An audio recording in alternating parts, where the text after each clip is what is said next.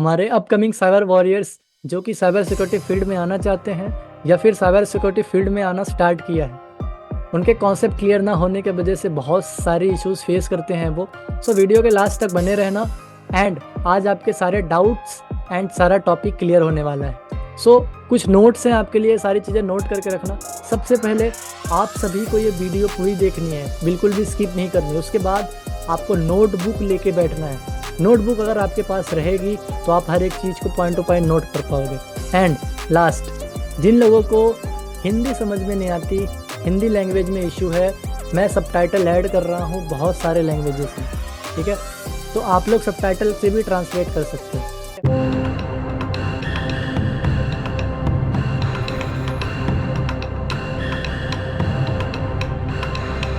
Welcome to New Version Hack.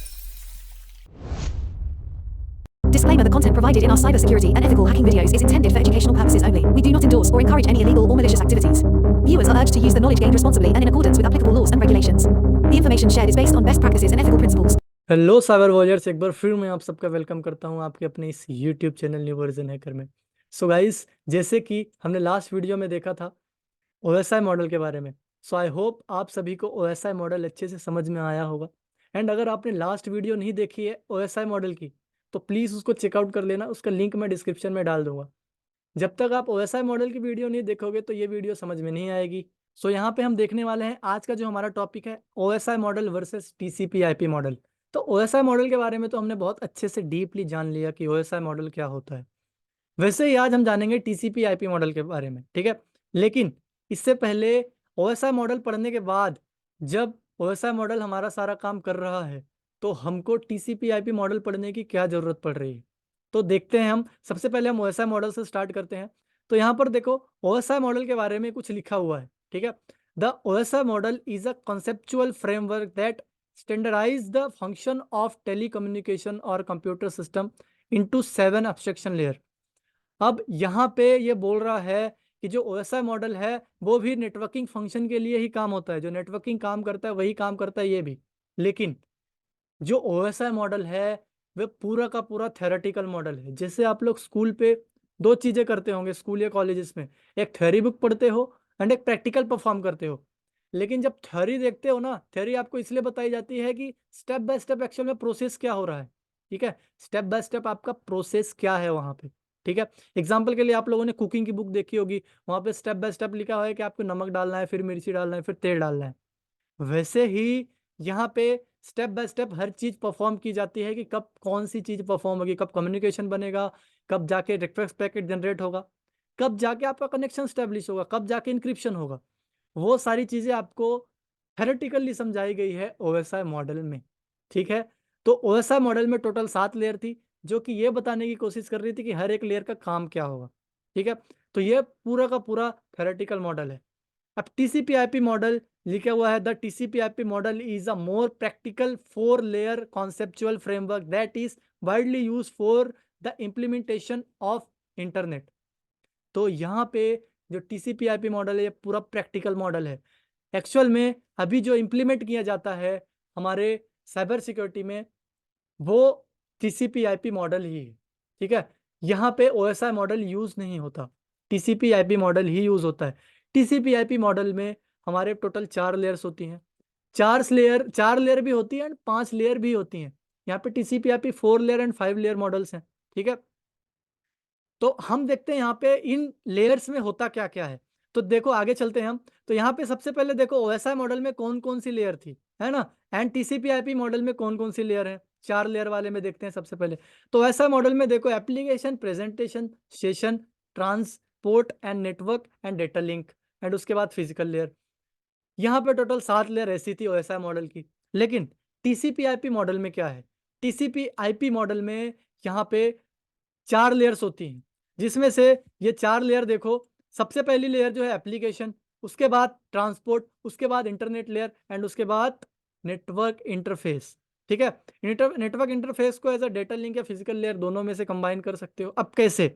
तो यहाँ पर देखो, जो एप्लीकेशन लेयर है, एप्लीकेशन जो टीसीपी/आईपी मॉडल की है, ठीक है? उसमें application, presentation and session layer ये तीनों एक साथ कंबाइन किए गए हैं, ठीक है? तो यहाँ पे जो application, presentation and session layer है, ये तीनों एक साथ जा रहे हैं किसमें? एप्लीकेशन लेयर पे। मतलब इन तीनों का काम अकेले एप्लीकेशन लेयर समझा रहा है या फिर परफॉर्म कर रहा है एक साथ तीनों लेयर का काम।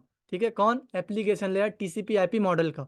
ठीक है, वैसे ही यहाँ पर देखो जो हमारा ट्रांसपोर्ट लेयर है उसको एग्जैक्टली वैसा ही रखा गया है जैसे कि वो होना चाहिए, जैसे कि वो हमारे ओएसआई मॉडल में है। वैसे ही यहाँ पे नेटवर्क लेयर को इंटरनेट लेयर कह दिया गया है, लेकिन इसको आप इंटरनेट लेयर कह सकते हो, नेटवर्क लेयर को कोई इशू नहीं है। उसके बाद आप यहाँ पे देख पा रहे होंगे data link layer and physical layer को एक ही कंबाइन लेयर में कर दिया गया है, मतलब एक ही कंबाइन लेयर में जा ला के रख दिया गया है, जो कि data link layer and physical layer का एक साथ काम कौन देखेगा? Network interface layer. ठीक है, तो यहाँ पे ये तीनों जो लेयर हैं, ठीक है, जो हमारे ओएसआई मॉडल की, ये अकेले कौन दे रहा है? देख रहा है एप्लीकेशन लेयर। ठीक है, अब यहाँ पे सेशन लेयर तक तो एप्लीकेशन देख रहा है, ट्रांसपोर्ट लेयर एग्जैक्ट वैसे ही रखा गया है, एंड नेटवर्क लेयर को इंटरनेट लेयर यहाँ पे रख दिया गया है। दोनों सेम ही है, कोई डिफरेंट नहीं है, उसमें कोई डिफरेंस नहीं है। ठीक है, and data link layer, physical layer यहाँ पे नेटवर्क इंटरफेस लेयर में अकेले जाके वहाँ पे हो गया। मतलब इन दोनों लेयर का काम ये नेटवर्क इंटरफेस हैंडल करेगा। ठीक है, तो ये है हमारे टीसीपी आईपी का 4 लेयर मॉडल। ठीक है, अब एप्लीकेशन लेयर का यहाँ पे क्या काम होगा?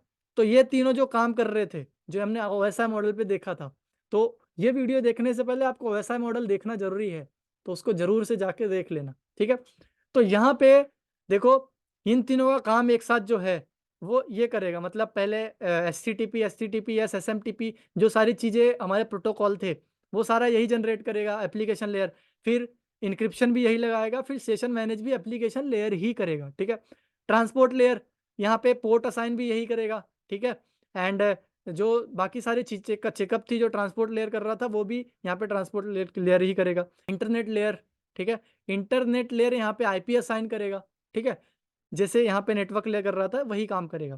ठीक है, उसके बाद physical layer and data link layer, ये दोनों, फिजिकल लेयर का तो काम आपको पता है, वो वहाँ पे ये डिसाइड करता है कि डेटा किस मीडियम से जाएगा, वायरलेस जाएगा, वायर्ड जाएगा, लाइट के थ्रू जाएगा। ये भी मैंने ओएसआई मॉडल में एक्सप्लेन किया था। ठीक है, तो ये हो गई सारी लेयर्स का काम। तो data link layer and physical layer, इन दोनों का काम कौन देखेगा? Network layer. तो यहाँ पे डेटा लिंक लेयर का काम ये होता है कि स्टेप बाय स्टेप सारी चीज़ें चेक करेगा जाके, मतलब पॉइंट टू पॉइंट, पहले राउटर पे, फिर आईएसपी के राउटर पे, फिर उसके आगे जाके point to point data link layer check करेगा। ठीक है, इसके और भी काम है जो कि ओएसआई मॉडल पे बहुत अच्छे से एक्सप्लेन किया गया है, तो उसको जाके चेकआउट कर लेना। ठीक है, सो अब चलते हैं हम अपने नेक्स्ट लेयर की तरफ, जो कि 5 लेयर भी है, उसको भी देखते हैं एक बार कंपेयर करके। तो यहाँ पर देखो ये ओएसआई मॉडल का सारा लेयर है। ठीक है, एंड उसके बाद यहाँ पे टीसीपी आईपी लेयर, सारे उसके सारे लेयर्स आ गए, 4 लेयर टीसीपी आईपी के, एंड उसके बाद ये 5 लेयर मॉडल है टीसीपी आईपी का। ठीक है, अब ये जो मॉडल है टीसीपी आईपी का, ये अपडेटेड है। ठीक है, ये अपडेटेड टीसीपी आईपी है, इसमें 5 लेयर है। अब देखो यहाँ पे एग्जैक्ट वही काम है, यहाँ पे भी सेम है। अब यहाँ पर देखो, यहाँ पर तीनों काम ये अकेले संभाल रहा है ये लेयर, वैसे ही एग्जैक्ट ये भी वही है। ठीक है, अब यहाँ पे ट्रांसपोर्ट लेयर तीनों में सेम है। ठीक है, तीनों में ट्रांसपोर्ट लेयर एग्जैक्ट है। Network layer, internet layer and internet layer, ये तीनों सेम एक ही है। ठीक है, इसमें कोई फर्क नहीं हुआ है। लेकिन यहाँ पे सबसे बड़ा चेंज क्या हुआ है? यहाँ पर ये दोनों एक साथ थे पहले 4 लेयर वाले में, लेकिन अपडेटेड वाले में इनको वापस अलग कर दिया गया है, मतलब ओएसआई मॉडल जैसा। ठीक है, तो यहाँ पे बस इतना सा फ़र्क है, इन दोनों को अलग कर दिया है। हो सकता है कम्युनिकेशन में कोई दिक्कत हो रही हो, है ना? हो सकता है उनको डेटा हैंडल करने में कोई इश्यू हो रहा हो, इसलिए उन्होंने इन दोनों लेयर्स को अलग कर दिया। यानी अपडेटेड मॉडल है कौन-सा? ये टीसीपी/आईपी का 5 लेयर मॉडल। ठीक है, तो ये 4 लेयर मॉडल, ये ओएसआई मॉडल। ये हमारा थ्योरी होता है पूरा, ये दोनों प्रैक्टिकली इम्प्लीमेंट होते हैं, मतलब रियल लाइफ में यही काम कर रहे होते हैं हमारे इंटरनेट पे, हर जगह पे। ठीक है? सो आई होप साइबर वॉरियर्स आप सभी को TCP IP model and OSI model समझ में आया होगा। कुछ भी समझ में आए, टीसीपी आईपी मॉडल ना समझ में आया हो अच्छे से, बट आगे चल के समझ में आ जाने वाला है। लेकिन ओएसआई मॉडल तो डेफिनेटली समझ में आ गया होगा आपको, क्योंकि आपने लास्ट वीडियो देख रखी है। ठीक है, तो अब हम चलते हैं थोड़ा आगे, अपनी जर्नी बढ़ाते हैं। अब चलते हैं हम स्टेप बाय स्टेप सारे कॉन्सेप्ट समझने की तरफ कि एक्चुअल में नेटवर्किंग काम कैसे कर रही है। नेटवर्किंग काम कैसे करती है वो तो आपने देख रखा होगा, लेकिन इस एग्जांपल से आपका जो कॉन्सेप्ट है इतना क्लियर होने वाला है, आपको कभी भूलने वाला नहीं है कि ये नेटवर्किंग एंड टीसीपी/आईपी मॉडल काम कैसे करता है।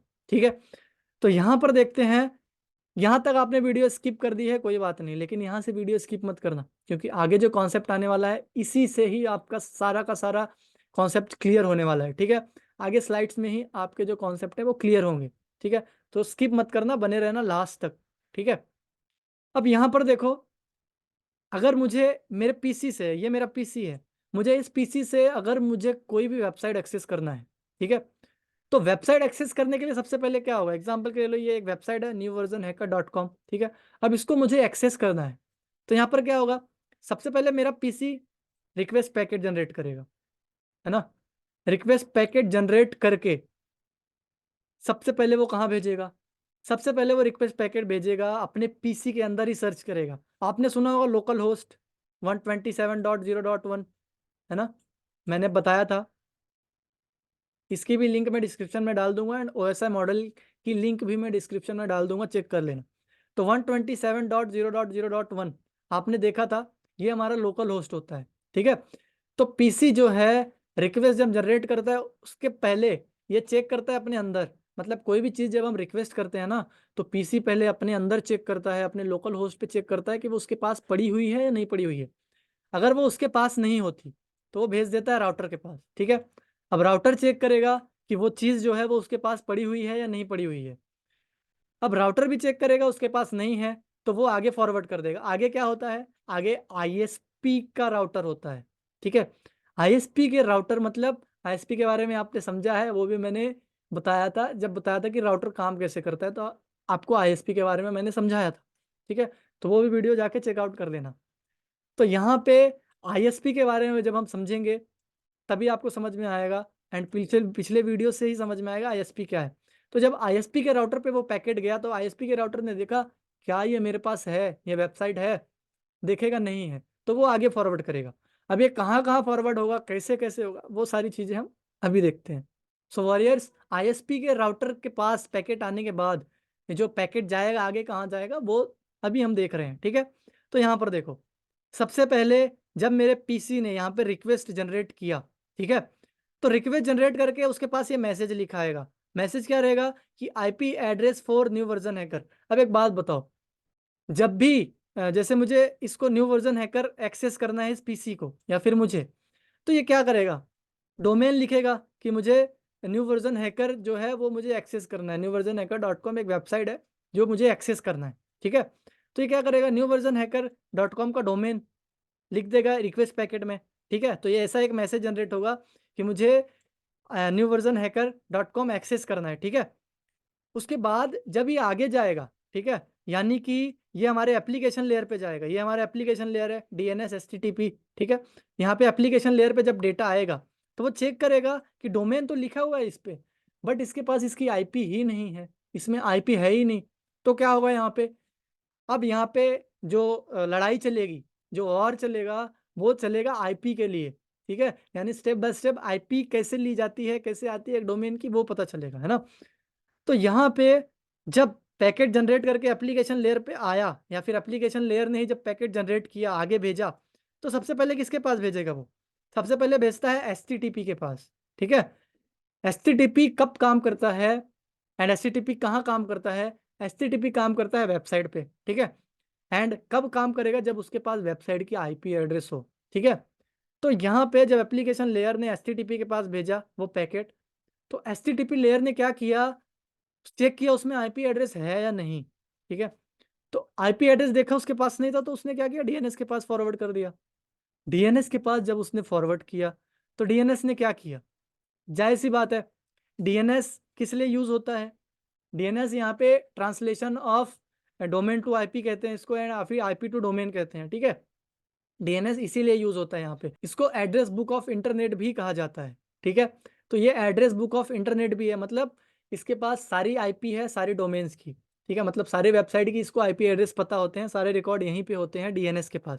ठीक है, तो यहाँ पे जब इसके पास ये पैकेट भेजेगा, ठीक है, जब एचटीटीपी ने डीएनएस के पास पैकेट भेजा तब क्या हुआ, देखो सो गाइस, यहाँ पर जब ये पैकेट जनरेट करेगा हमारा पीसी, तो यहाँ पर देखते हैं हम लोग, यहाँ समझते हैं, जब ये पीसी यहाँ पे पैकेट जनरेट करेगा तो सबसे पहले क्या होगा, तो जब ये पैकेट जनरेट करेगा तो सबसे पहले एप्लीकेशन लेयर ही, जाहिर सी बात है एप्लीकेशन लेयर ही पैकेट जनरेट करेगा, है ना। तो एप्लीकेशन लेयर जब पैकेट जनरेट करेगा तो सबसे पहले वो भेजेगा एचटीटीपी के पास। लेकिन एचटीटीपी काम कब करता है, जब उसके पास आईपी एड्रेस हो, ठीक है। एचटीटीपी यूज होता है कहाँ, वेबसाइट्स में, ठीक है, हाइपरटेक्स्ट ट्रांसफर प्रोटोकॉल। और जब उसके पास डोमेन का आईपी एड्रेस हो तब जाके वो वहाँ पे काम करता है, तब जाके डेटा लेके जाता है। इसने पैकेट के अंदर देखा वहाँ पे आईपी एड्रेस तो है ही नहीं, सिर्फ डोमेन लिखा हुआ था जो कि था newversionhacker.com लिखा हुआ था, ठीक है। तो इसने क्या किया, वो पैकेट भेज दिया डीएनएस के पास, ठीक है। सो यहाँ पर जब हमारे पीसी ने रिक्वेस्ट पैकेट जनरेट किया तो क्या हुआ, तो यहाँ पर पीसी ने रिक्वेस्ट पैकेट जनरेट करके पहले एचटीटीपी के पास भेजा। एचटीटीपी क्या होता है, हाइपरटेक्स्ट ट्रांसफर प्रोटोकॉल, जो कि वेबसाइट्स में डेटा ले जाना और लाना काम करता है, ठीक है।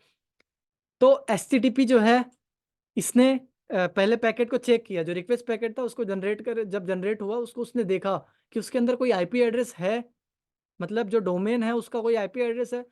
एचटीटीपी कब काम करता है, जब उसके पास आईपी एड्रेस हो, ठीक है।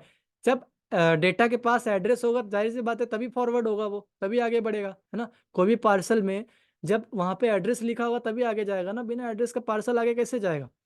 तो एचटीटीपी जो है समझ लो पार्सल लेके जाता है आपका, है ना। तो यहाँ पर आईपी एड्रेस, इस जो रिक्वेस्ट पैकेट जनरेट हुई थी वहाँ पे आईपी एड्रेस नहीं था वो, ठीक है। तो एचटीटीपी ने क्या किया, उसको आगे डीएनएस के पास भेज दिया। क्यों, क्योंकि डोमेन का आईपी एड्रेस लाना डीएनएस का काम था। डीएनएस का काम क्या होता है, इसको कहते हैं कि I am domain name system कहते हैं इसको, है ना। एंड इसका काम क्या होता है, इसका काम होता है डोमेन्स को आईपी में कन्वर्ट करना एंड आईपी को डोमेन्स में कन्वर्ट करना, या फिर डोमेन की आईपी प्रोवाइड करना, ठीक है। ये हमारे डीएनएस का काम होता है। तो ये पैकेट डीएनएस के पास इसने भेज दिया, ठीक है। अब जब पैकेट डीएनएस के पास पहुंच चुका है तो डीएनएस क्या करेगा, उसमें अपने हेडर सेट करेगा एंड उसको भेज देगा नेक्स्ट लेयर पे, जो कि है ट्रांसपोर्ट लेयर, ठीक है। अब ट्रांसपोर्ट लेयर क्या करेगा, ट्रांसपोर्ट लेयर यहाँ पे पोर्ट नंबर ऐड करेगा, ठीक है। पोर्ट नंबर कैसे, सोर्स एंड डेस्टिनेशन दोनों पोर्ट ऐड करेगा। कौन कौन से, तो सोर्स में सबसे पहले देखो 54847 ये पोर्ट ऐड करेगा, एंड डेस्टिनेशन में पोर्ट नंबर 53 ये ऐड करेगा। सोर्स एंड डेस्टिनेशन क्या होता है वो भी मैंने बताया था, समझाया था आप सभी को, ठीक है। फिर भी मैं बता देता हूँ, जहाँ से पैकेट जा रहा है, एग्जाम्पल के ले लो, ये मेरा पीसी है ये वाला, यहाँ से पैकेट जा रहा है सर्वर पे, ठीक है। तो यहाँ से पैकेट जा रहा है तो ये हुआ सोर्स, एंड जहाँ पे जा रहा है वो है डेस्टिनेशन। लेकिन जब रिप्लाई आएगा तो ये हो जाएगा सोर्स एंड ये हो जाएगा डेस्टिनेशन, ठीक है। तो ये है सोर्स एंड डेस्टिनेशन का कॉन्सेप्ट, मतलब जहाँ पर आपको जाना है वो डेस्टिनेशन है एंड जहाँ से जाना है वो सोर्स है, ठीक है। अब यहाँ पर देखो, यहाँ पर कौन कौन से पोर्ट ऐड किए हैं, पोर्ट को ध्यान से देखो। तो यहाँ पर देखो सोर्स पोर्ट किस क्या ऐड हुआ है, सोर्स पोर्ट में कौन से पोर्ट है, तो हमने पोर्ट्स के बारे में पढ़ा था, याद होगा सभी को, well known ports, registered ports, dynamic ports, है ना। तो ये उसमें से किस रेंज के पोर्ट हैं, तो ये पोर्ट जहाँ तक कि आपको दिख रहा है ये डायनेमिक पोर्ट्स है ना, ये डायनेमिक पोर्ट्स हैं। लेकिन जो डीएनएस का पोर्ट नंबर ऐड हुआ है, जो डेस्टिनेशन का पोर्ट नंबर ऐड हुआ है वो है well known port, well known port, ठीक है। अब यहाँ पे रेंज आपने देखी थी क्या होती है डायनेमिक पोर्ट की, तो 49152 से लेके 49152 से लेके 65535 तक होती है, ठीक है। राइटिंग समझ में ना आ रही हो फिर भी मैं बोल के बता रहा हूँ, 4915 से लेके 65535 तक हमारे डायनेमिक पोर्ट्स होते हैं। वैसे ही वेल नोन पोर्ट्स होते हैं, ठीक है। वेल नोन पोर्ट 0 से लेके 1023 तक होते हैं, है ना। 1024 से लेके 151 तक हमारे रजिस्टर्ड पोर्ट होते हैं। ये पोर्ट्स की अच्छी सी डिटेल्स मैंने दी है, इसमें भी डिटेल्स वीडियो बनाया है, जाके एक बार चेकआउट कर लेना, लिंक मैं डिस्क्रिप्शन में उसका भी डाल दूंगा, ठीक है। आपको सर्च करने की जरूरत नहीं है, ठीक है। तो यहाँ पर जब इसने पोर्ट ऐड कर दिया, कौन से लेयर ने, ट्रांसपोर्ट लेयर ने, ट्रांसपोर्ट एप्लीकेशन से होके वो ट्रांसपोर्ट लेयर पे आया, है ना। एप्लीकेशन लेयर पे रिक्वेस्ट पैकेट जनरेट हुआ, कहाँ पे कैसे पैकेट जाएगा वो पता चला, ठीक है, या फिर वो डिसाइड हुआ। उसके बाद डिसाइड हुआ कि डीएनएस पे पैकेट जाएगा, तो डीएनएस ने यहाँ पे ट्रांसपोर्ट लेयर पे भेज दिया, ट्रांसपोर्ट लेयर ने वहाँ पे पोर्ट ऐड किया, source and destination port, and still message अभी वही जनरेट हो रहा होगा कि ये मैसेज किस लिए जनरेट हो रहा है, ये पैकेट किस लिए जनरेट किया जा रहा है, तो ये जनरेट किया जा रहा है newversionhacker.com मतलब इस वेबसाइट के आईपी एड्रेस के लिए, ठीक है। अब यहाँ पर जब पोर्ट्स ऐड हो चुके हैं हमारे पैकेट में, source and destination port add हो चुके हैं, मतलब रास्ता डिसाइड हो गया है ना, पाथ डिसाइड हो गया है कि कहाँ पे जाएंगे ये जो पैकेट हैं, ये किस डायरेक्शन में जाएंगे, वो डायरेक्शन डिसाइड हो गई। अब बारी आती है नेक्स्ट लेयर पे। तो जैसे ही यहाँ पे ये पोर्ट डिसाइड कर लेगा, है ना, पोर्ट डिसाइड हो जाएगा यहाँ पे, तो ये पैकेट को भेज देगा कहाँ, अब नेक्स्ट लेयर पे, जो कि है नेटवर्क लेयर या फिर इंटरनेट लेयर, ठीक है। तो जब नेटवर्क लेयर पे पैकेट आएगा तो नेटवर्क लेयर क्या करेगा, देखो। तो नेटवर्क लेयर सबसे पहले यहाँ पे अब आईपी एड्रेस असाइन करेगा सबको, है ना। तो आईपी एड्रेस किसकी किसकी असाइन करेगा, तो सोर्स आईपी किसकी होगी, जाहिर सी बात है पैकेट हमारे पास से जा रहा है तो यहाँ पर सोर्स आईपी हमारी होगी। एंड डेस्टिनेशन क्या होगा, तो डेस्टिनेशन वो होगा जहाँ पे इसको पैकेट को जाना है, कहाँ पे जाना है, डीएनएस के सर्वर पे। किस लिए जाना है, तो हमारे आईपी एड्रेस पता करना इस डोमेन का, newversionhacker.com के डोमेन का आईपी एड्रेस पता करने जाना है, ठीक है। अब डोमेन को लेके आप लोग कंफ्यूज मत हो जाना, क्योंकि डोमेन के बारे में भी मैंने एक्सप्लेन किया है डोमेन क्या होता है, ठीक है। सिंपल सा डोमेन एक वेबसाइट का नाम होता है, ठीक है। तो इसमें कंफ्यूज नहीं होना है आप लोगों को। अब यहाँ पर देखो, सोर्स एंड डेस्टिनेशन पोर्ट के बाद यहाँ पे डिसाइड होगा IP address, source IP address and destination IP address, है ना। तो यहाँ पर सोर्स में आईपी एड्रेस किसका होगा, जाहिर सी बात है हमारा है ना, जो कि मैं एक बार बता चुका हूँ। एंड डेस्टिनेशन में है सर्वर का, किसके सर्वर का, डीएनएस सर्वर का, है ना। सो यहाँ पर जाएगा डीएनएस सर्वर का आईपी एड्रेस, है ना, कहाँ पे, डेस्टिनेशन आईपी एड्रेस में। क्यों, क्योंकि हमको इस वेबसाइट का आईपी एड्रेस चाहिए जो कि डीएनएस सर्वर के पास ही है, ठीक है। तो यहाँ पर डेस्टिनेशन में डीएनएस सर्वर का जो आईपी एड्रेस था वो मेंशन हो गया, है ना। अब डीएनएस सर्वर का आईपी एड्रेस कहाँ से आया, एंड ये जो पोर्ट असाइन किए गए हैं ये कहाँ से आए, ठीक है। ये क्वेश्चन मार्क नहीं आया आपके दिमाग में कि ये जो पोर्ट है, जो सोर्स पोर्ट, चलो सोर्स पोर्ट तो हमारा जो सिस्टम है वो कोई भी दे देता है, डायनेमिक पोर्ट कोई भी दे देता है, लेकिन डेस्टिनेशन पोर्ट जब इनको असाइन हुए वो कहाँ से आए। तो ये जो डीएनएस सर्वर की सारी डिटेल्स होती है ना, वो ऑलरेडी फील्ड होती है हमारे पीसीज में। इसको कौन प्रोवाइड करता है, डीएनएस की सारी डिटेल्स कौन प्रोवाइड करता है, तो ये प्रोवाइड करता है हमारा राउटर, ठीक है।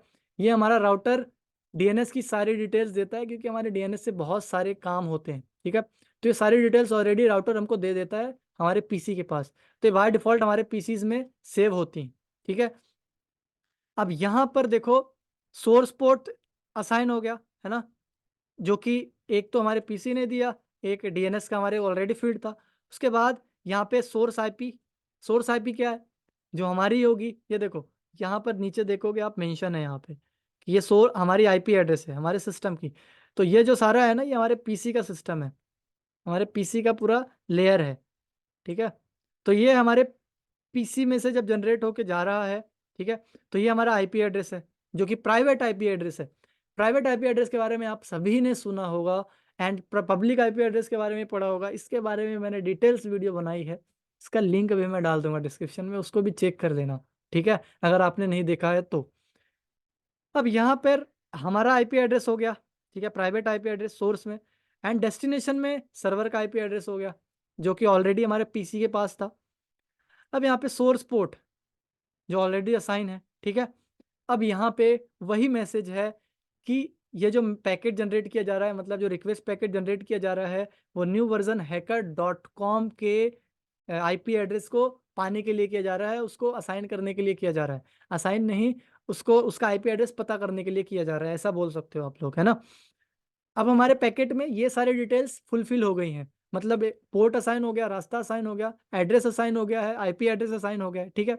अब ये सारी चीजें ऐड होने के बाद नेटवर्क लेयर क्या करेगा, अभी तक पैकेट जो था ये सारी चीजें नेटवर्क लेयर में ऐड हो रही थी, तो अब नेटवर्क लेयर क्या करेगा, इन सारी चीजों को अब इसको भेज देगा लिंक लेयर पे।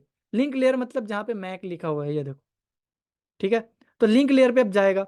अब यहाँ पे port and IP address assign होने के बाद पैकेट जब डेटा लिंक लेयर के पास जाएगा, तो यहाँ पे डेटा लिंक लेयर क्या करेगा, तो डेटा लिंक लेयर का क्या काम होता है, मैक एड्रेस असाइन करना, है ना। तो यहाँ पर सोर्स में किसका मैक एड्रेस आएगा, जाहिर सी बात है हमारे पैकेट हमारे सिस्टम से जा रहा है तो हमारा ही मैक एड्रेस असाइन होगा यहाँ पे। तो यहाँ पर देखो, ये जो मेरे पीसी का या फिर इस पीसी का जो सिस्टम का मैक एड्रेस है वो असाइन हो चुका है ऑलरेडी, है ना, सोर्स में। तो सोर्स में ये मैक एड्रेस असाइन हो गया। अब डेस्टिनेशन का क्या, डेस्टिनेशन में किसका मैक एड्रेस असाइन होगा, क्या डेस्टिनेशन में डीएनएस का मैक एड्रेस असाइन होगा? नहीं, क्योंकि डीएनएस का मैक एड्रेस तो हमारे पास होता ही नहीं है, वो हमारे रेंज के बाहर का नेटवर्क है। डीएनएस जो है हमारे रेंज में है ही नहीं। हमारे पास मैक एड्रेस किसका होता है? जो हमारी रेंज में हो, ठीक है? जो सिस्टम हमारी रेंज में होते हैं उनका ही मैक एड्रेस होता है हमारे पास, ठीक है? तो यहाँ पर किसका मैक एड्रेस असाइन होगा? जब यहाँ पे हमारे सिस्टम का मैक एड्रेस असाइन हो गया सोर्स में, ठीक है, लेकिन डेस्टिनेशन का असाइन ही नहीं हुआ, तो जब इसने सोर्स का यहाँ पे मैक एड्रेस असाइन किया ना, तो इसने फ्रेम जनरेट करने की कोशिश की, लेकिन उसने चेक किया कि डेस्टिनेशन का मैक एड्रेस है ही नहीं। सो यहाँ पे जब सोर्स में मैक एड्रेस असाइन हो गया, तो इसने क्या किया, फ्रेम में कन्वर्ट करने की कोशिश की, एफपीएस में, यानी एफपीएस पे ही डेटा ट्रांसफर होता है आगे, ठीक है, किसी भी मीडियम के थ्रू हो, लेकिन डेटा जो है एफपीएस में आगे फॉरवर्ड होता है, ठीक है। तो यहाँ पे जब मैक एड्रेस इसको असाइन हो गया सोर्स वाला, ठीक है, तो इसने फ्रेम में कन्वर्ट करने की कोशिश की, लेकिन वो पैकेट कन्वर्ट हुआ ही नहीं। क्यों?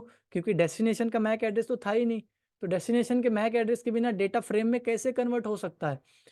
तो यहाँ पर सबसे पहले मैक एड्रेस किसका देंगे हम? तो सबसे पहले यही सबसे बड़ी दिक्कत थी कि यहाँ पे मैक एड्रेस किसका देंगे। तो यहाँ पर अब डीएनएस का दे नहीं सकते, आउट ऑफ रेंज है, तो यहाँ पर मैक एड्रेस किसका जाएगा? यहाँ पर मैक एड्रेस जाएगा हमारे राउटर का, ठीक है। राउटर का मैक एड्रेस कहाँ से होता है, कहाँ पे होता है? एआरपी के थ्रू पता किया जाता है, या फिर एआरपी टेबल में मेंशन होती है।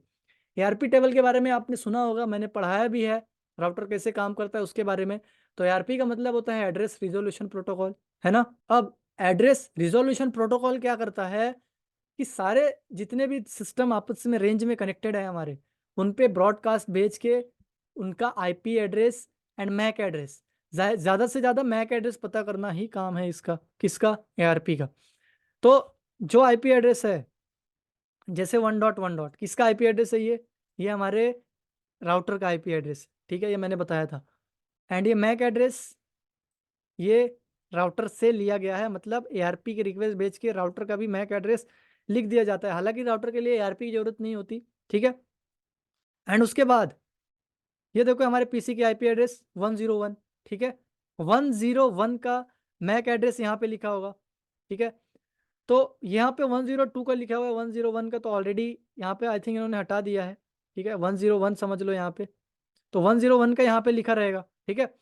तो यहाँ पे ऐसे सारे सिस्टम्स का MAC address and IP address उसके आमने सामने लिखे होते हैं, ठीक है।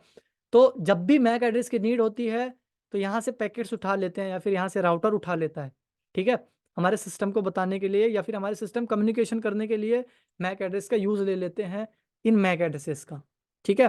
सिर्फ आईपी एड्रेस एंड पोर्ट से ही हमारे पैकेट्स आगे नहीं भेजे जाते, यहाँ पर हमको मैक एड्रेस की भी ज़रूरत पड़ती है, जो कि बहुत अच्छा रोल प्ले करता है, ठीक है।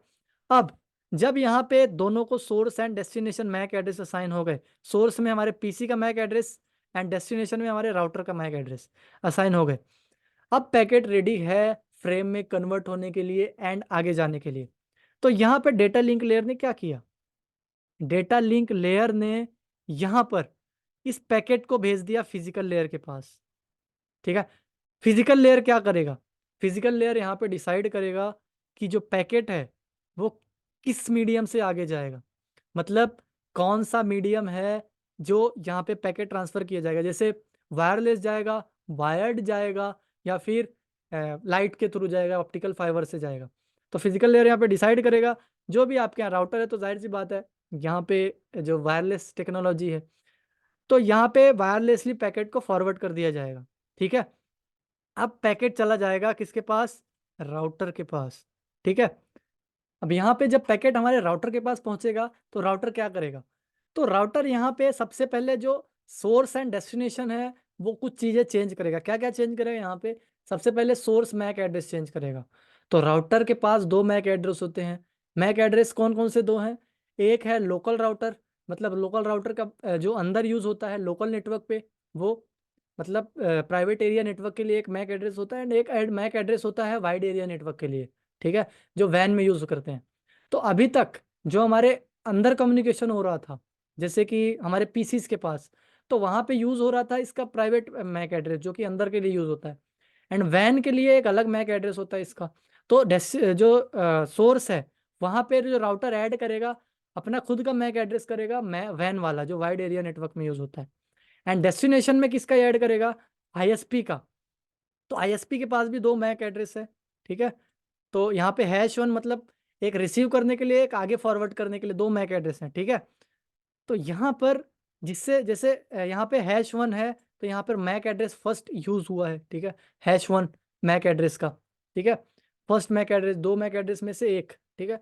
सेकंड वाला कब यूज होगा, जब आगे फॉरवर्ड करेगा ये, ठीक है। एंड क्या चेंज हुआ, यहाँ पर देखो सोर्स आईपी एड्रेस चेंज हुआ है एंड सोर्स पोर्ट चेंज हुआ है। अभी आईपी एड्रेस कौन सा चेंज हुआ है, ये आईपी एड्रेस चेंज हुआ है हमारा पब्लिक आईपी एड्रेस, ठीक है। एंड पोर्ट कौन सा चेंज हुआ है, यहाँ पे पोर्ट चेंज हुआ है यहाँ पे #1, मतलब 1, पोर्ट नंबर 1, हैश नहीं लगाया उस पर, ठीक है। तो यहाँ पर देखो, अब समझ लो, एक एग्जाम्पल लो या फिर एक बात समझो कि पैकेट का रिप्लाई आया, ठीक है, हमारे राउटर के पास आ गया।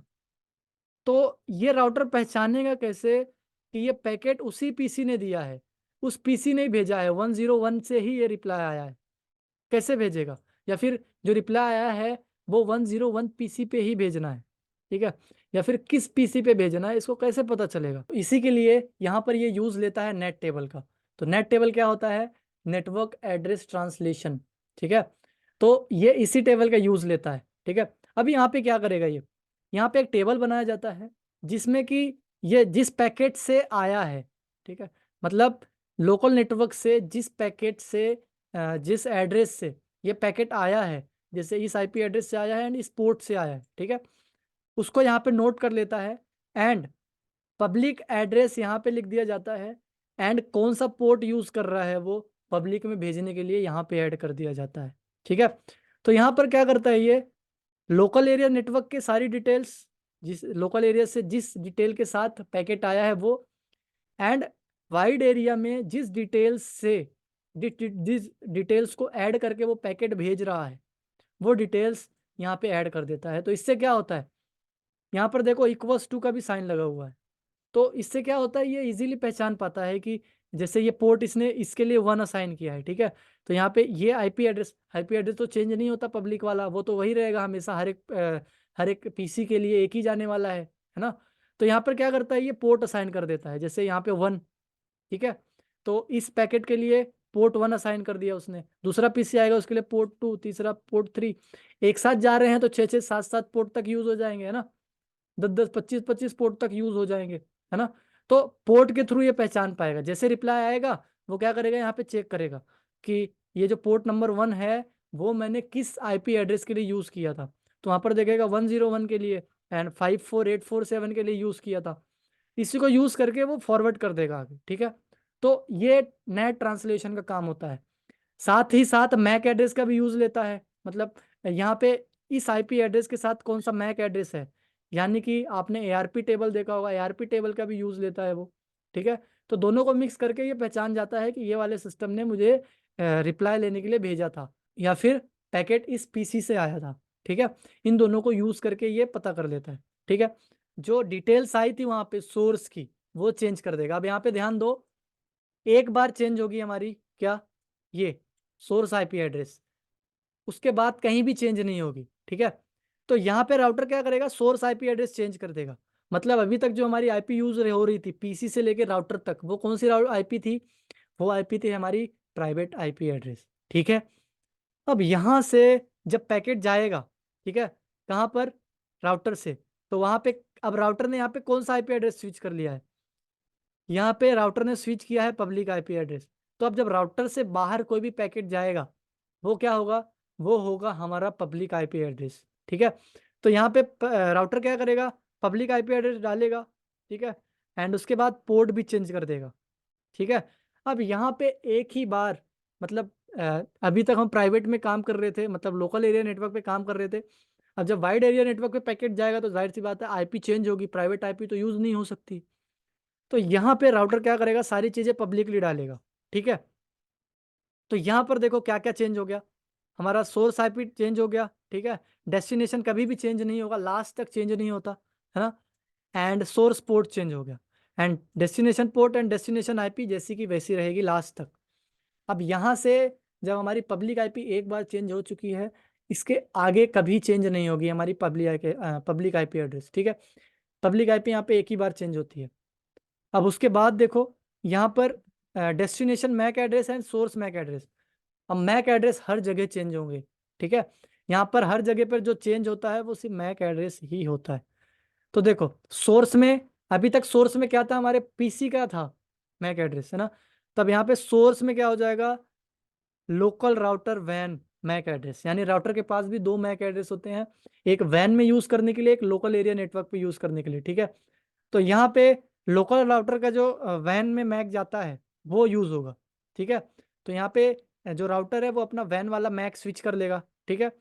एंड डेस्टिनेशन में क्या आएगा, अभी भी हमारे पास डीएनएस का मैक एड्रेस नहीं है, तो यहाँ पर डेस्टिनेशन में आईएसपी का, यानी हमारे सर्विस प्रोवाइडर का, इंटरनेट सर्विस प्रोवाइडर के राउटर का, हाँ उसके पास भी राउटर होता है, वो भी राउटर से पैकेट रिसीव करता है हमारा आईएसपी। तो यहाँ पर आईएसपी की जो मैक एड्रेस है वो डाल दिया जाएगा, ठीक है। आईएसपी का मैक एड्रेस यहाँ पे डाल दिया जाएगा, जिसके थ्रू पैकेट यहाँ पे ट्रांसफर होगा, ठीक है। तो हमारे राउटर से अब सारी चीजें चेंज करने के बाद ये पैकेट चला जाएगा किसके पास, आईएसपी के राउटर के पास, ठीक है। अब जब पैकेट आईएसपी के राउटर के पास पहुंच चुका है तो आईएसपी का पैकेट क्या करेगा, अब देखो जो राउटर है इनके ये भी वैसे ही काम करते हैं जैसे हमारे सिस्टम, इनमें भी टीसीपी आईपी मॉडल होगा, इनमें भी 3-4 लेयर होगी, है ना, 4 या 5 लेयर होती है हमारे टीसीपी आईपी मॉडल में, तो ये भी वैसे ही काम करेंगे। तो यहाँ पर क्या होगा, सबसे पहले पैकेट जाएगा यहाँ पे फिजिकल लेयर पे, फिजिकल लेयर से किस पे जाएगा, डेटा लिंक लेयर पे, डेटा लिंक लेयर से जाएगा किस में, हमारे नेटवर्क लेयर पे। तो नेटवर्क लेयर पे जैसे ही हमारा पैकेट पहुंच गया तो नेटवर्क लेयर क्या करेगा, वहां पे चेक करेगा कि यहाँ पे डेस्टिनेशन क्या है।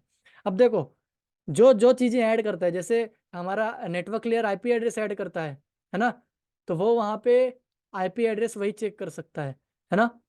तो वहां पे जो जो चीज ऐड करता है या फिर जो लेयर जो चीज ऐड करती है वही वहां पे वो चेक कर सकती है। नेटवर्क लेयर आईपी ऐड करता है तो सिर्फ वही आईपी एड्रेस चेक कर सकता है यहाँ पे, ठीक है। तो यहाँ पर नेटवर्क लेयर के पास गया, ठीक है, उसने चेक किया कि डेस्टिनेशन क्या है, तो डेस्टिनेशन में जो लिखा हुआ था वो डीएनएस सर्वर था, ठीक है, डीएनएस सर्वर। तो ये क्या करेगा, यहाँ पे वापस डेटा लिंक लेयर के पास वो पैकेट भेज देगा, है ना। डेटा लिंक लेयर के पास जब वो पैकेट भेजेगा तो डेटा लिंक लेयर क्या करेगा, वहां पे एक नया फ्रेम जनरेट करेगा, नया पैकेट जनरेट करेगा। क्यों, क्योंकि यहाँ पे भी तो अब डिटेल्स चेंज करनी पड़ेगी ना। तो मैक यहाँ पे चेंज होगा, सिर्फ मैक ही चेंज होगा, जैसे कि मैंने बताया हर जगह पे अब मैक ही चेंज होगा। एक बार हम पब्लिक नेटवर्क पे आ गए तो हमारा कुछ भी चेंज नहीं होता, सिर्फ मैक ही चेंज होता है हर बार पैकेट में, ठीक है। अब यहाँ पर देखो कि सोर्स में मैक एड्रेस किससे आ जाएगा, तो सोर्स में जैसे हमारे राउटर के पास दो मैक एड्रेस थे, एक प्राइवेट के लिए एक एंड पब्लिक के लिए, वैसे ही आईएसपी के राउटर के पास भी दो मैक एड्रेस होते हैं, ठीक है। तो रिसीव करने के अलग एंड सेंड करने के अलग, मतलब जिस मैक एड्रेस में ये रिसीव करेगा उसी में सेंड भी करेगा, ठीक है। तो पहले आईएसपी का जो हमने ऐड किया था हमारे राउटर ने, तो वो दूसरा मैक एड्रेस था, ठीक है। देखो यहाँ पे मैक 1 आईएसपी मैक 1 लिखा हुआ है, ठीक है। अब यहाँ पे जो आईएसपी का मैक एड्रेस ऐड होगा वो #2 होगा, क्योंकि ये आगे भेजना है डीएनएस के पास, ठीक है। तो यहाँ पे डेस्टिनेशन मैक एड्रेस क्या हो जाएगा, अब डीएनएस सर्वर, क्योंकि आईएसपी के पास डीएनएस सर्वर की डिटेल्स होती है, इसलिए डीएनएस सर्वर का मैक एड्रेस होता है, इसलिए ये ऐड कर सकता है, पर हमारे राउटर के पास नहीं थी, ठीक है, इसलिए वो ऐड नहीं कर सकता। तो यहाँ पे डेस्टिनेशन में डीएनएस का मैक एड्रेस लिखा जाएगा, ठीक है। अब यहाँ पर दो चीज़ें चेंज हो गई, सोर्स जो यहाँ पे मैक एड्रेस है एंड डेस्टिनेशन जो मैक एड्रेस है वो, तो यहाँ पर ये दोनों चेंज होने के बाद अब पैकेट कहाँ जाएगा, डीएनएस सर्वर के पास, ठीक है। जब पैकेट डीएनएस सर्वर के पास पहुंच जाएगा तब देखो क्या होता है। अब देखो पैकेट पहुंच चुका है डीएनएस सर्वर के पास, अब डीएनएस सर्वर क्या करेगा, वही करेगा, उसका फिजिकल लेयर उस पैकेट को रिसीव करेगा, उसको कन्वर्ट करेगा वापस, जैसे वो उस जिस में रिसीव हुआ है, फ्रेम में रिसीव हुआ है, तो उसको उसके रीजनल फॉर्म में लाएगा, उसके ऊपर जाएगा मैक एड्रेस, यहाँ पे मैक एड्रेस के पास आएगा, मतलब डेटा लिंक लेयर जहाँ पे मैक लिखा हुआ है वो हमारा डेटा लिंक लेयर है, ठीक है। तो यहाँ पर देखो फिजिकल लेयर में रिसीव हुआ, उसने कन्वर्ट किया उसको, मैक एड्रेस पे रिसीव होगा, यानी कि डेटा लिंक लेयर पे रिसीव होगा। तो डेटा लिंक लेयर क्या करेगा, यहाँ पे डेटा लिंक लेयर जो पैकेट में मैक एड्रेस लिखा हुआ है उसको अपने पास नोट करके रख लेगा, ठीक है। अब नेक्स्ट लेयर पे जब जाएगा, किस में, हमारे नेटवर्क लेयर पे, नेटवर्क लेयर भी चेक करेगा एंड वहाँ जिस आईपी से वो पैकेट आया हुआ है, यहाँ पे किस आईपी से आया है, देखो सोर्स आईपी ये है 6569, ठीक है, हमारी पब्लिक आईपी एड्रेस, ठीक है। तो सोर्स मैक जहाँ से आया है एंड सोर्स आईपी एड्रेस, ये दोनों यहाँ पे लिख के रख लेगा। एल्सो जब पैकेट ऊपर जाएगा ट्रांसपोर्ट लेयर पे, तो वो क्या पोर्ट नंबर भी देख लेगा, किस पोर्ट से आया हुआ है, मतलब किस पोर्ट पे मैसेज आया हुआ है। अब यहाँ पर ये सारी चीज़ें नोट क्यों कर रहा है, तो नोट इसलिए कर रहा है जब ये रिप्लाई देगा ना, तो हमारे डेस्टिनेशन में, जब डेस्टिनेशन में पैकेट में डेस्टिनेशन साइन किया जाएगा ना, तो डेस्टिनेशन में यही आईपी एंड मैक वो ऐड कर देगा जिससे पैकेट आया है, ठीक है। तो इसीलिए यहाँ पे ये ऐड कर रहा है, ठीक है, एंड उसको नोट करके रख रहा है, ठीक है। अब जब नेटवर्क लेयर से ऊपर गया ट्रांसपोर्ट लेयर पे, तो ट्रांसपोर्ट लेयर पे देखा जो पैकेट आया है वो पोर्ट नंबर 53 पे आया है, जो कि डीएनएस जिस पे लिसनिंग करता है, ठीक है। यहाँ पे डीएनएस लिसनिंग करता है तो यहाँ पे पोर्ट नंबर दिखेगा, है ना, 53 में। पोर्ट नंबर 53 में मैसेज आया है तो वो समझ जाएगा कि पोर्ट नंबर 53 में आया है, मतलब वो डोमेन के आईपी एड्रेस के लिए आया है, ठीक है, क्योंकि जो डीएनएस सर्वर है वो पोर्ट नंबर 53 पे ही लिसनिंग करता है, ठीक है। अब यहाँ पे जब इसको पोर्ट नंबर पता चल गया, अब ऊपर गया ये, ठीक है, एप्लीकेशन लेयर पे, तो उसने इस मैसेज को पढ़ा होगा, ठीक है, एंड उसने देखा होगा कि यहाँ पे जो मांगा जा रहा है, मतलब जो चीज़ मांगी जा रही है वो एड्रेस फॉर न्यू वर्जन हैकर.com के लिए मांगी जा रही है, मतलब इस डोमेन के लिए आईपी एड्रेस मांगी जा रही है, ठीक है। तो अब क्या करेगा ये, उस आईपी एड्रेस को देखेगा उसके पास है या नहीं, जाहिर सी बात है डीएनएस है एंड ये वेबसाइट रजिस्टर्ड है तो उसके पास वो आईपी एड्रेस होगा, तो वो आईपी एड्रेस पैकेट में ऐड करेगा। अब देखते हैं इसके आगे का क्या प्रोसेस है। अब जब इसने न्यू वर्जन हैकर के लिए आईपी एड्रेस देख लिया, पता चल गया, तो यहाँ पर क्या करेगा वो नया पैकेट जनरेट करेगा, है ना, नया पैकेट जनरेट करेगा। अब उस पैकेट में क्या क्या लिखेगा देखो, अब यहाँ पे बहुत सारे चेंजेस होंगे। सोर्स में डीएनएस का मैक एड्रेस आ जाएगा, यानी मैक में, ठीक है, सोर्स मैक एड्रेस में डीएनएस का मैक एड्रेस आ जाएगा। डेस्टिनेशन मैक एड्रेस में क्या आएगा, जिस मैक एड्रेस से जो वो नोट कर रहा था, जैसे कि मैंने कहा यहाँ पे ये नोट कर रहा था कि मैक किससे रिप्लाई आया है, ठीक है, यानी मैसेज किससे आया है, रिप्लाई की बात छोड़ दो, यहाँ पे मैसेज किससे आया है, किस मैक एड्रेस से जो पैकेट है, रिक्वेस्ट पैकेट आया है, वो देखेगा जिसने यहाँ पे नोट कर रखा था, तो वही वापस ऐड कर देगा यहाँ पे डेस्टिनेशन में, ठीक है। अब सोर्स में आईपी ऐड करेगा ये, है ना, अब सोर्स में ये खुद की आईपी एड्रेस ऐड कर देगा, ठीक है, एंड डेस्टिनेशन में जो आईपी एड्रेस ने यहाँ पे नोट किया था वो जिससे पैकेट आया था, ठीक है। तो डेस्टिनेशन में किसकी आईपी एड्रेस है, हमारी आईपी एड्रेस है, लेकिन मैक किसका होगा, राउटर का होगा, ठीक है। एंड सोर्स में पोर्ट कौन सा होगा, 53, ठीक है, जिससे डीएनएस रिप्लाई देता है, ठीक है। एंड डेस्टिनेशन पोर्ट वही होगा जिससे आया था, जिससे वो पैकेट आया था, वो चेंज नहीं होगा यहाँ पे, ठीक है। तो इस पूरी जर्नी में आपने देखा होगा जहाँ तक अभी तक पैकेट आया है, यहाँ पर सिर्फ मैक एड्रेस ही चेंज हो रहा है, बाकी कुछ चेंज नहीं हो रहा है ना, हर जगह पे मैक एड्रेस चेंज हो रहा है। तो हमारे नेटवर्किंग में यही होता है कि हर जगह पे सिर्फ मैक एड्रेस चेंज होते हैं, पब्लिक आईपी एड्रेस के बाद यहाँ पे कोई भी चीज़ चेंज नहीं होती। एक बार हमारे राउटर्स पब्लिक में हमारा नेटवर्क चला गया, हमारा पैकेट पब्लिक में चला गया, तो उसके बाद सिर्फ मैक एड्रेस ही हर जगह पे चेंज होते हैं, ठीक है। तो यहाँ पर आप देख सकते हो इसने कुछ ऐसा पैकेट जनरेट किया। अब देखो यहाँ पर कुछ मिस्टेक है, यहाँ पे टाइपिंग मिस्टेक है, यहाँ पर आईपी एड्रेस भी मेंशन है, ठीक है, जो कि मैं आगे वाले स्लाइड में दिखाने वाला हूँ। तो यहाँ पर इस पैकेट में कंप्लीट एक आईपी एड्रेस डाल देगा, जैसे कि यहाँ पर देखो, यहाँ पर ऐसे, ठीक है, ये कंप्लीट पैकेट ऐसे जनरेट हुआ था, ठीक है। यहाँ पे सिर्फ आईपी एड्रेस है, ठीक है, इस पैकेट में यहाँ पे आईपी एड्रेस आ गया था 130.27.45.69। तो यहाँ पे इस आईपी एड्रेस को यहाँ पे डाल लेना तुम लोग, ठीक है। तो यहाँ पे मिस प्रिंटिंग हो गई है, तो यहाँ पर इस आईपी एड्रेस को ऐड कर लेना, ठीक है। तो यहाँ पे आईपी एड्रेस भी उसने मेंशन कर दिया है। अब ये पैकेट कंप्लीट जनरेट हो चुका है, ठीक है, जनरेट हो गया है। तो अब इस पैकेट को सेंड किया जाएगा कहाँ, इसको सेंड किया जाएगा आईएसपी के राउटर पे। तो अब देखो यहाँ पे सारी चीज़ें हो गई। अब आईएसपी के राउटर पे जब उसने सेंड कर दिया, ठीक है, किसने, डीएनएस के सर्वर ने, तो आईएसपी का राउटर क्या करेगा, वापस से मैक चेंज करेगा, क्योंकि यहाँ पे सिर्फ तो मैक ही चेंज हो रही है, बाकी कोई चीज़ चेंज नहीं हो रही। तो यहाँ पे आईएसपी का राउटर मैक चेंज किया, मतलब अपना पहले 2 था यहाँ पे जो डीएनएस सर्वर की तरफ जा रहा था, बट यहाँ पर जो मैक एड्रेस होगा अब वो ISP का फर्स्ट वाला मैक एड्रेस होगा, है ना। तो यहाँ पे आपने देखा होगा 2 मैक एड्रेस हैं ISP के #1 एंड #2। तो यहाँ पे #1 वाला मैक एड्रेस असाइन हो जाएगा एंड डेस्टिनेशन में हमारे लोकल राउटर का जो वैन वाला मैक एड्रेस है जो वाइड एरिया में यूज़ होता है, जैसे कि मैंने कहा था हमारे मैक एड्रेस के पास, हमारे राउटर के पास 2 मैक एड्रेस होते हैं, एक लोकल एरिया के लिए, एक वाइड एरिया नेटवर्क के लिए, यानी वर्ल्ड वाइड के लिए। तो वहाँ पे डेस्टिनेशन में हमारा मैक एड्रेस कौन सा असाइन होगा, लोकल राउटर का, जो कि वैन वाला है, ठीक है। बाकी सारी चीज़ें एग्जैक्ट जैसे कि DNS सर्वर ने डाली थी एंड साथ में यहाँ पे IP एड्रेस भी भेज दिया उसने newversionhacker.com के लिए, ठीक है।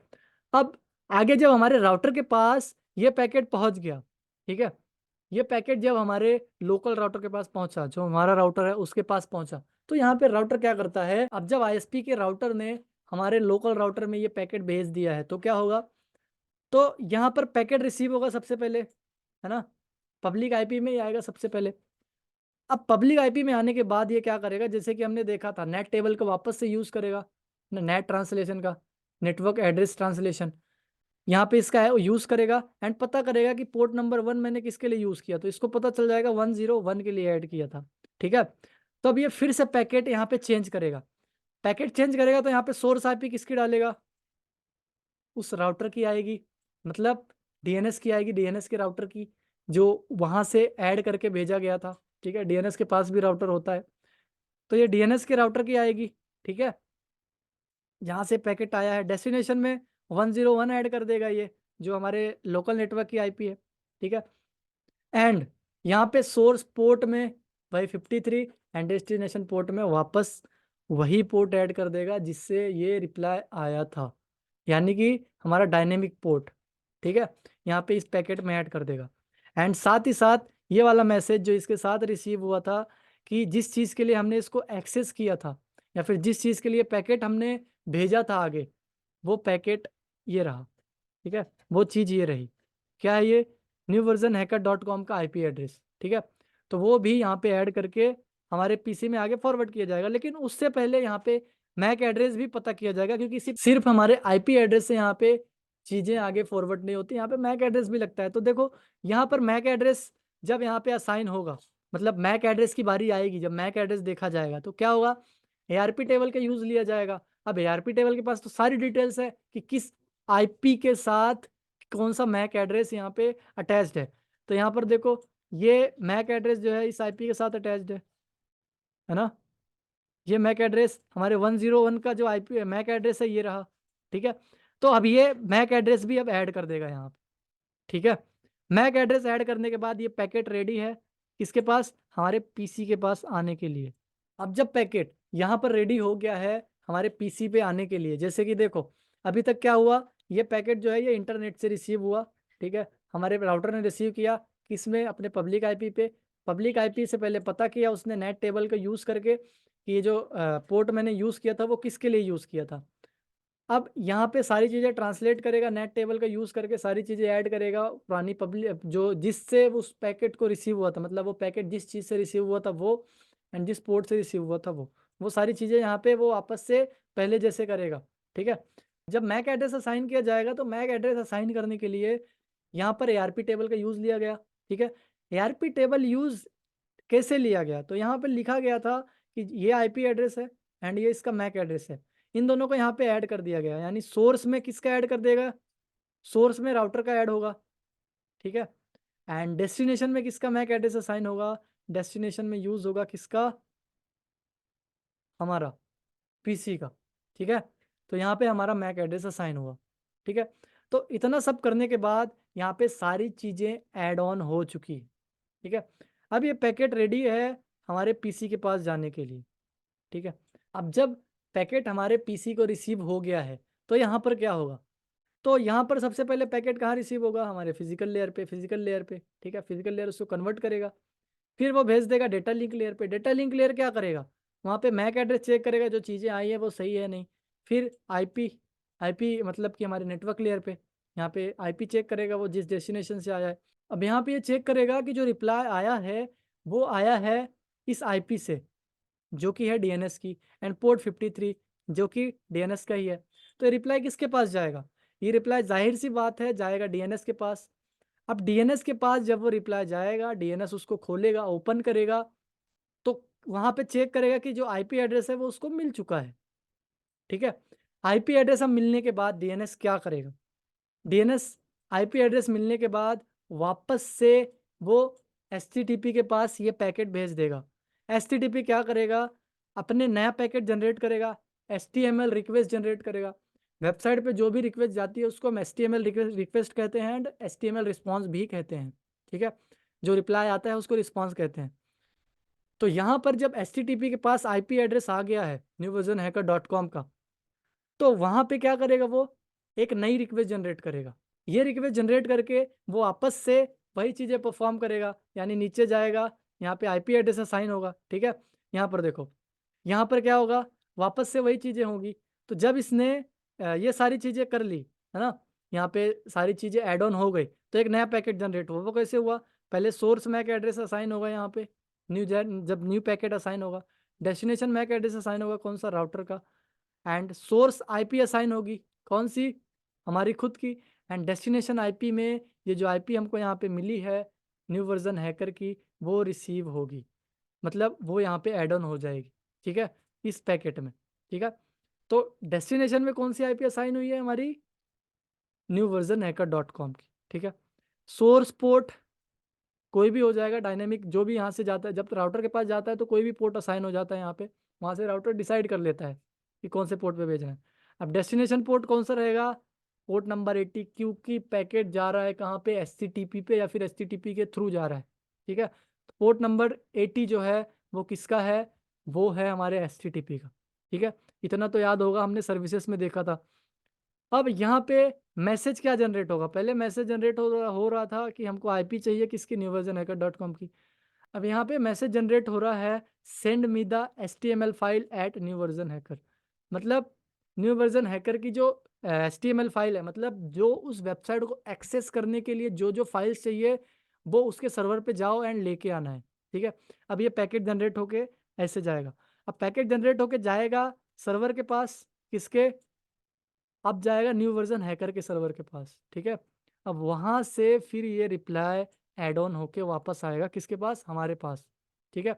अब जब न्यू वर्जन हैकर का सर्वर हमको रिप्लाई देगा HTML रिक्वेस्ट की, ठीक है, HTML रिक्वेस्ट का जब वो रिस्पॉन्स देगा, उस रिस्पॉन्स में ऐसी बहुत सारी चीज़ें होगी जिसको हम वेबसाइट एक्सेस कर सकते हैं, जिसके थ्रू, ठीक है, उसमें पूरे वेबसाइट का कोड होता है जिसको हम एक्सेस करते हैं, ठीक है। तो पूरा पैकेट ऐसे परफॉर्म होती है हमारी TCP IP मॉडल का, जो पूरा एक स्टेप बाय स्टेप चीज़ें होती हैं, ऐसे परफॉर्म होती है। हर एक स्टेप में ये सारी चीज़ें होती हैं, एक एक चीज़ें परफॉर्म हो रही होती हैं, ठीक है। तो एक बार हम लास्ट ओवरव्यू देख लेते हैं कि ये सारी चीज़ें कैसे परफॉर्म हुई, उससे थोड़ा सा और क्लियर हो जाएगा, ठीक है। तो यहाँ पर चलते हैं हम वापस से अपने वही फर्स्ट स्लाइड पे। सो यहाँ पर हम आ चुके हैं अपनी वापस से वही फर्स्ट स्लाइड पे। तो यहाँ पर इस स्लाइड में हमको समझाया जाएगा या फिर हम समझ जाएंगे कि कैसे ये हुआ, शॉर्ट में पूरा, है ना। तो ये देखो, ये पीसी है जिसने यहाँ पे पैकेट जनरेट किया सबसे पहले एप्लीकेशन लेयर पे, ठीक है। एप्लीकेशन लेयर पे पैकेट जनरेट हुआ, ठीक है। एप्लीकेशन लेयर में पैकेट जनरेट करने के बाद वो गया एचटीटीपी के पास। बट एचटीटीपी कब काम करता है? जब उसके पास आईपी एड्रेस हो, किसका? डोमेन का, ठीक है। अब एचटीटीपी के पास आईपी एड्रेस नहीं था, तो आईपी एड्रेस कौन ला सकता था? हमारा डीएनएस। तो डीएनएस ने क्या किया? एचटीटीपी ने वो पैकेट डीएनएस के पास भेज दिया। डीएनएस ने क्या किया? नीचे ट्रांसपोर्ट लेयर के पास वो पैकेट भेज दिया। ट्रांसपोर्ट लेयर ने क्या किया? उसमें पोर्ट नंबर ऐड किया, source port and destination port, यानी खुद का पोर्ट मतलब डीएनएस का पोर्ट, एंड जहाँ पे वो पैकेट जाना है, मतलब जहाँ से वो पैकेट जा रहा है, वो सोर्स में आएगा हमारा पोर्ट एंड डेस्टिनेशन पे आएगा किसका पोर्ट? डीएनएस सर्वर का, ठीक है। तो यहाँ पर ट्रांसपोर्ट लेयर से जब पैकेट जा रहा है नेटवर्क लेयर पे, तो नेटवर्क लेयर क्या करेगा? वहाँ पे आईपी एड्रेस ऐड करेगा, source IP address and destination IP address. और उसके बाद जाएगा पैकेट डेटा लिंक लेयर के पास। डेटा लिंक लेयर क्या करेगा? यहाँ पे मैक एड्रेस असाइन करेगा, source MAC address and destination MAC address. Starting में सोर्स मैक एड्रेस हमारा होगा, है ना, एंड डेस्टिनेशन मैक एड्रेस होगा राउटर का, क्योंकि डीएनएस का मैक एड्रेस हमारे पास स्टार्टिंग में होता नहीं है। उसके बाद फिजिकल लेयर पे जाएगा, फिजिकल लेयर उसको सेंड कर देगा, ठीक है। अब जब पैकेट यहाँ पर गया राउटर के पास, सेंड हो गया, तो राउटर ने उस पैकेट को रिसीव किया, ठीक है। अब यहाँ पे वो सारी चीज़ें चेंज करेगा, सोर्स खुद का डालेगा, है ना। सोर्स आईपी में वो जो पब्लिक आईपी एड्रेस होता है वो डाल देगा, एंड सोर्स मैक एड्रेस में अपना वैन का मैक एड्रेस डाल देगा, है ना, एंड पोर्ट नंबर चेंज कर देगा, है ना, नेट टेबल का यूज़ करके। वैसे ही जब पैकेट जाएगा आईएसपी के पास, ठीक है, अब जब यहाँ से पैकेट राउटर के, हमारे राउटर से काम खत्म हो गया, वो आईएसपी का पास गया पैकेट, आईएसपी के पैकेट ने उसमें अपनी डिटेल्स ऐड की एंड यहाँ पे आगे फॉरवर्ड कर दिया डीएनएस पैकेट के पास, ठीक है, या फिर डीएनएस सर्वर के पास। डीएनएस सर्वर के पास जैसे पैकेट आया, डीएनएस सर्वर में सारी चीज़ें चेक की, पोर्ट कहाँ से आया, मतलब किस पोर्ट में आया, किस आईपी एड्रेस में आई चीज़ें। अब उसने जो चीज़ मांगी गई थी उस पैकेट में, न्यू वर्जन हैकर.com का आईपी एड्रेस, वो आईपी एड्रेस चेक किया एंड वापस से सारा पैकेट बनाया, सोर्स, डेस्टिनेशन एंड वो आईपी एड्रेस ऐड करके जो हमने मांगा था, वो आईपी एड्रेस सारी चीज़ें ऐड करके वापस से पैकेट वो भेजेगा आईएसपी के राउटर के पास, आईएसपी के राउटर से जाएगा हमारे राउटर पे, ठीक है, हमारे राउटर से जाएगा हमारे पीसी में, ठीक है। अब हमारा पीसी यहाँ पे वो सारा पैकेट रीड करेगा एंड वहाँ से आईपी एड्रेस उठा लेगा न्यू वर्जन हैकर.com का। न्यू वर्जन हैकर.com का आईपी एड्रेस मिलने के बाद हमारा पीसी एक नया रिक्वेस्ट जनरेट करेगा, जो कि होगी HTML रिक्वेस्ट। अब ये HTML रिक्वेस्ट वापस से वही सारी चीज़ें परफॉर्म करेगी, पहले वो जाएगी राउटर के पास, राउटर से आईएसपी के पास। अब यहाँ पे ये पैकेट डीएनएस के पास नहीं जाएगा, यहाँ से ये मुड़ जाएगा वेबसाइट के राउटर के पास, वेबसाइट के सर्वर के पास, क्योंकि वो भी इंटरनेट यूज़ करता है तो उसके पास भी एक राउटर होता है। सो ये पैकेट गया अब किसके राउटर के पास, वेबसाइट के राउटर के पास। अब ये पैकेट पहुंचा सर्वर के पास, कौन से सर्वर, न्यू वर्जन हैकर.com के सर्वर के पास, ठीक है। अब सर्वर रिप्लाई देगा, फिर यहाँ पे हमारे पास वो पैकेट पहुंचेगा, जो रिस्पॉन्स पैकेट होता है उसमें सारी चीज़ें होगी, वेबसाइट कैसे एक्सेस करना है वो सारी कोडिंग होगी, देन उसके बाद हम वो वेबसाइट एक्सेस कर पाएंगे। तो ऐसे परफॉर्म होती हैं सारी चीज़ें। सो आई होप गाइस आप सभी को आज के जो कॉन्सेप्ट है TCP/IP मॉडल का समझ में आया होगा एंड ऑल्सो OSI मॉडल समझ में आया होगा, स्टेप बाय स्टेप कैसे वर्किंग हो रही है ये सारी चीज़ें समझ में आया होगा। अब बहुत सारे लोगों का ये कंसर्न होता है कि हम नेटवर्किंग क्यों पढ़ रहे हैं। देखो, जब आपका नेटवर्किंग का कॉन्सेप्ट क्लियर होगा ना, तो आप कितनी भी लेवल की जो सर्टिफिकेशन है या फिर कितने भी लेवल का एग्ज़ाम है वो आप क्रैक कर सकते हो बहुत ईजीली, चाहे वो इथिकल EH का हो, ठीक है, इसी काउंसिल का, या फिर OSCP हो, या फिर कोई भी हायर एग्ज़ाम हो। जब तक आपका नेटवर्क का कॉन्सेप्ट या फिर नेटवर्किंग का कॉन्सेप्ट क्लियर नहीं होगा, आप वो एग्ज़ाम्स क्रैक नहीं कर सकते या फिर आप कोई भी चीज़ परफॉर्म नहीं कर सकते। तो बेसिकली आपका जो नेटवर्किंग का कॉन्सेप्ट है वो क्लियर होना बहुत ज़रूरी है, ठीक है। अब यहाँ पे आप सभी से लास्ट में एक रिक्वेस्ट है कि देखो, हमारे कंट्री में आपके आसपास बहुत सारे ऐसे बच्चे होंगे जो कि एथिकल हैकिंग या फिर बहुत बड़ी इंस्टीट्यूट्स की जो फीस है वो अफोर्ड नहीं कर सकते, है ना, क्योंकि थोड़ी महंगी होते हैं सर्टिफिकेशंस, जो कि वो लोग अफोर्ड नहीं कर सकते। तो मेरा ये चैनल ओपन करने का यही कंसर्न था कि हर वो बंदा, हर वो बच्चा जो पढ़ना चाहता है साइबर सिक्योरिटी, एथिकल हैकिंग, वो पढ़ सके, ठीक है। तो हमारा चैनल अभी इतना फेमस नहीं है, इसलिए ये हमारी वीडियोस हर जगह पे नहीं पहुंच पा रही। तो ये वीडियो हर जगह पे पहुंचाना, आप लोग जो देख रहे हो वो आपके आसपास कोई भी ऐसा बच्चा हो जो सीखना चाहता है उसके पास शेयर कर देना। इससे क्या होगा, हमारे चैनल की भी हेल्प होगी एंड उस बच्चे की भी हेल्प होगी जिसको ये वीडियो की नीड है या फिर जो पढ़ना चाहता है। अब ओवरऑल जब हर एक इंसान या फिर हर एक बच्चा साइबर सिक्योरिटी कॉन्सेप्ट से अवेयर रहेगा, ठीक है, उसको हर एक चीज़ समझ में आने लगेगी, तो साइबर क्राइम रेट ऑटोमेटिक कम हो जाएगा। क्योंकि देखो, आपको पता नहीं है कि कैसे कैसे क्राइम्स हो रहे हैं। लिंक भेज दो तो वो क्राइम कैसे हो जाता है, लिंक भेजने से पैसे कैसे कट रहे हैं, ठीक है, OTP देने से पैसे कैसे कट रहे हैं। ये कॉन्सेप्ट अगर उन सबका क्लियर हो जाएगा तो क्राइम रेट ऑटोमेटिक कम हो जाएगा। आप लोग ऑटोमेटिक अवेयर रहोगे कि साइबर सिक्योरिटी कैसे है एंड एथिकल हैकिंग कैसे काम करती है, जो लिंक जनरेट करते हैं ये सारी चीज़ें कैसे होती हैं। तो बेसिकली देखा जाए तो हम लोग एक अपने कंट्री को ही सिक्योर कर रहे हैं, अपने देश को ही सिक्योर कर रहे हैं, ठीक है। तो मेरा कंसर्न यही है कि हमारा साइबर क्राइम रेट कम हो, है ना, एंड हर एक बच्चा सीख सके। ये लास्ट रिक्वेस्ट है आप सभी से, इतना कर देना, ठीक है। Thanks for watching this video and don't forget to like, subscribe and share. मिलते हैं हम नेक्स्ट वीडियो में, तब तक के लिए गुड बाय।